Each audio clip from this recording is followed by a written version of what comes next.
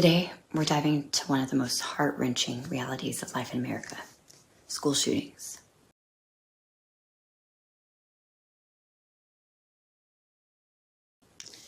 Let's talk about what's really happening, why it's happening, and most importantly, what we can do about it. As a parent, I've spent countless nights looking up at the stars with my son, talking about dreams, fears, and the future. But lately, one question haunts me. How safe is he really? Sending our kids to school, something that should feel routine, now carries an unbearable weight of uncertainty. In this episode, I want to break down the numbers, explore why this keeps happening, and discuss practical solutions we can do to advocate for our kids, to keep them truly safe. Because if we can't protect our children, what does that say about us? The numbers: a crisis out of control. Let's start with the facts. Between 1990 and 2024, there have been over 829 school shootings in the United States, leaving 533 dead and 1,108 injured.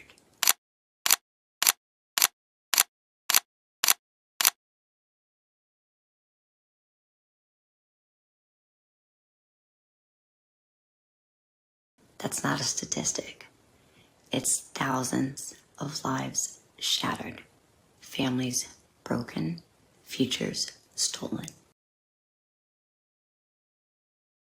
And the problem is only getting worse. In 2021, we saw 249 school shootings in just 1 year alone. These aren't isolated incidents. This is an epidemic. But the real question is, why is this happening? And why aren't we doing enough to stop it? Contributing factors. There's no single cause for school shootings. It's a complex issue. But here are a few key factors. Gun access. The United States has more guns per capita than any other country, making it far too easy for weapons to fall into the wrong hands. Mental health. Many perpetrators struggle with untreated mental health complications, and our system fails to provide the support they need. Social isolation and bullying. A lot of these shooters were marginalized or bullied, and instead of addressing these issues head on, we just let them fester. Media sensationalism. Every time a shooter's name or face is plastered across the news, it risks inspiring copycats. And then there's this. We live in a country where we protect profits and people with money more than we protect our own kids. Think about that. Priorities. Money over kids. We're literally asking our kids to carry the weight of their own safety. Meanwhile, banks, politicians, and celebrities are protected by armed guards, bulletproof cars, and high-tech security. Our message to kids: your safety depends on your parents' wallet, not your inherent value as a human being. This isn't just heartbreaking, it's unacceptable.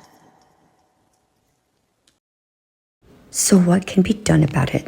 How do we protect our children in a way that goes beyond Band-Aid solutions, like backpack plates? And what type of sick world describes this as a gift? The gift is our children. Here are some actionable steps we should be doing. Push for stricter gun laws. Advocate for universal background checks, waiting periods, and safe storage laws. These aren't radical ideas, they're common sense. Invest in mental health.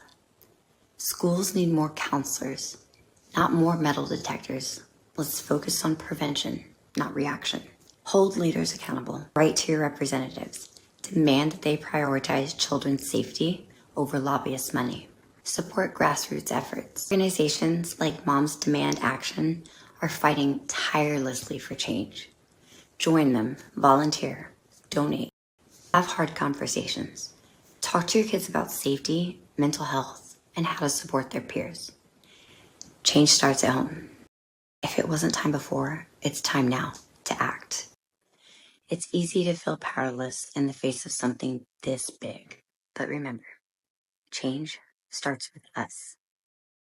Whether it's writing a letter, attending a town hall meeting, or simply starting a conversation, your voice matters. Imagine a future where kids don't have to practice active shooter drills, where backpacks are just backpacks, not shields, and where every child feels safe to dream, learn, and grow. That future is possible, only if we fight for it. As I look up at the stars with my son, I think about the world he's inheriting. It's a heavy thought, but it also gives me hope.